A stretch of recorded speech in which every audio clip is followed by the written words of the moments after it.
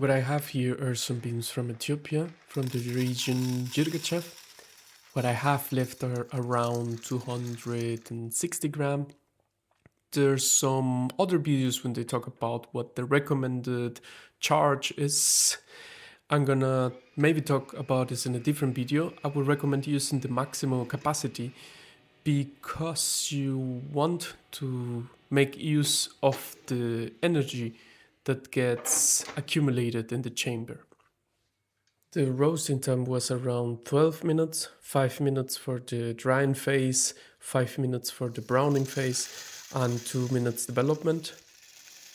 I also think that it is important to preheat the chamber in order not to extend the drying phase for too long, and 5 minutes should be enough to bring the temperature to around 150 degrees.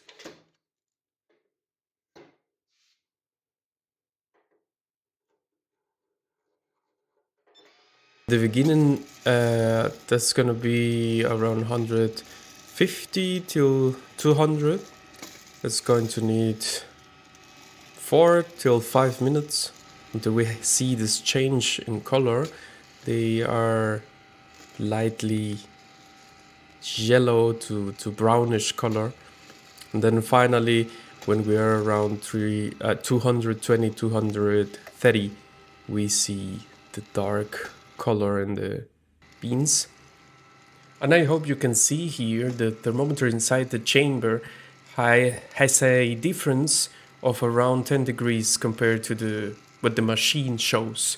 And these 10 degrees are very critical. That's why I decided to install this oven thermometer.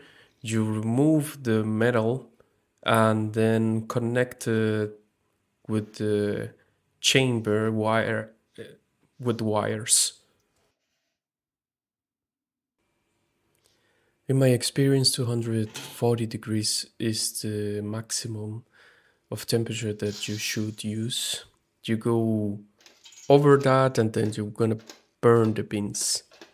And it of course depends of the density of the beans. We have this Jirgachev beans, they have very high density. It means they need a lot of heat. But if you instead are roasting something, for example, from Brazil, you might go with a lower temperature, maybe 230. And this is how the beans look like. They're a little dark, but it also has to do with the beans themselves. We have, for comparison here, some professionally roasted beans also from Ethiopia, my beans, and this is another batch of the same beans, what we're seeing now. They are slightly lighter roasted, 5 degrees less, but you see there's not a very critical difference in the color. And to show you how it really depends on the beans, these two beans were roasted at 235 degrees. One is simply from a different region. The one on the left side is natural, the one on the right side is washed. And finally, we have the taste test. The beans are, of course, still extremely fresh. And we can see it here. It's gonna bubble a lot. This CO2 going outside of the beans.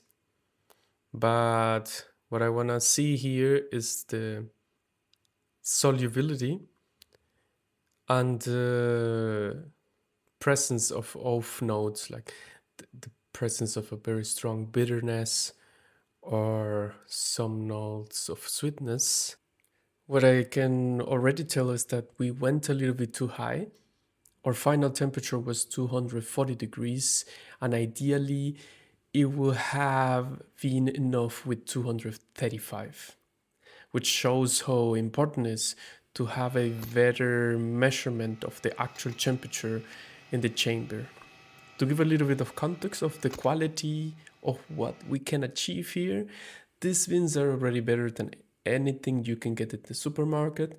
It is of course not at the level of specialty coffee, not because the machine can't achieve this, although it has some technical limitations that I would like to go on in a different video, but it is much more important to be able to find high quality raw beans. And then with the control of the temperature and some calibration, we were going to be able to have something that's really great.